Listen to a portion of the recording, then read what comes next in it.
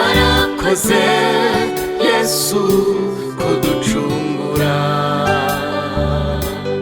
twaraba kurimbuka utugirira ibambe, umusaraba niwo byiringiro byacu,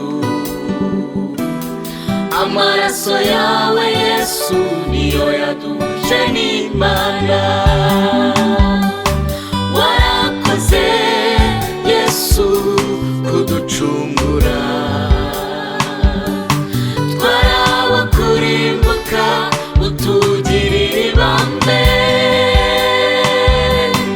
umusaraba niwo byiringiro byacu, amaraso yawe Yesu niyo yaduje n'Imana. Kubw'akavukire zacu twarabo kugirirwa umujinya, twari babi nta byiringiro byo kubaho, nta burenganzira twari dufite bwo kwegera intebe y'ubuntu, twari kure y'amasezerano, inanga zacu zari zimanitse ku migezi y'i Babuloni. Yesu waraturokoye urupfu rukomeye, icyubahiro ni cyawe. Kubw'akavukire zacu twarabo kugirirwa umujinya, twari babi nta byiringiro byo kubaho, nta burenganzira twari dufite bwo kwegera intebe y'ubuntu, twari kure y'amasezerano, inanga zacu zari zimanitse ku migezi y'i Babuloni. Yesu waraturokoye urupfu rukomeye, icyubahiro ni cyawe. Haleluya, Yesu shimwe.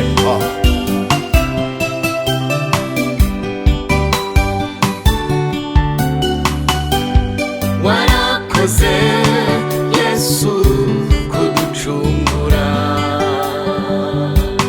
twaraba kurimbuka utugirira ibambe, umusaraba niwo byiringiro byacu, amaraso yawe Yesu niyo yaduje n'Imana. Warakoze Yesu kuducungura, twaraba kurimbuka utugirira ibambe, umusaraba niwo byiringiro byacu, amaraso yawe Yesu niyo yaduje n'Imana.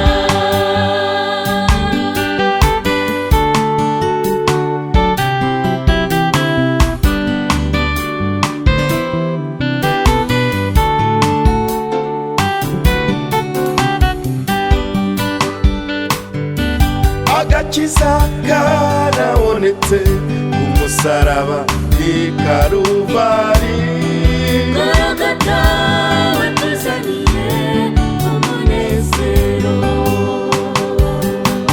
ibitambo by'ibimasa, inuma n'intungura twari kubikura he. Golgotha watuzaniye umunezero, wadutuye imitwaro y'ibyaha yatuvunaga Yesu we. Golgotha watuzaniye umunezero,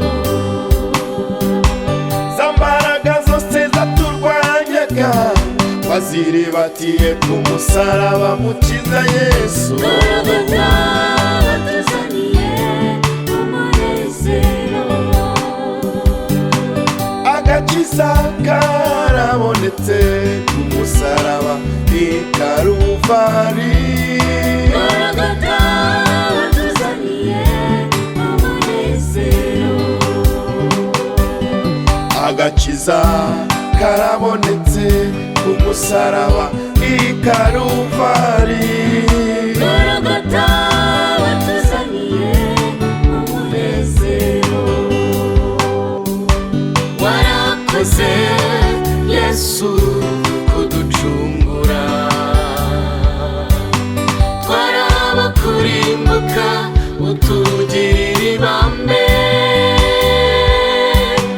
Umusaraba niwo byiringiro byacu,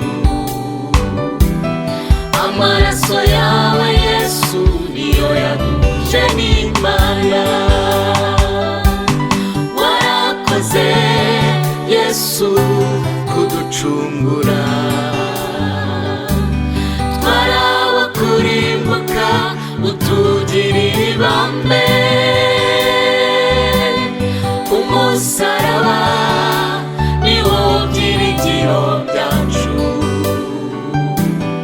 amaraso yawe Yesu niyo yaduhuje n'Imana.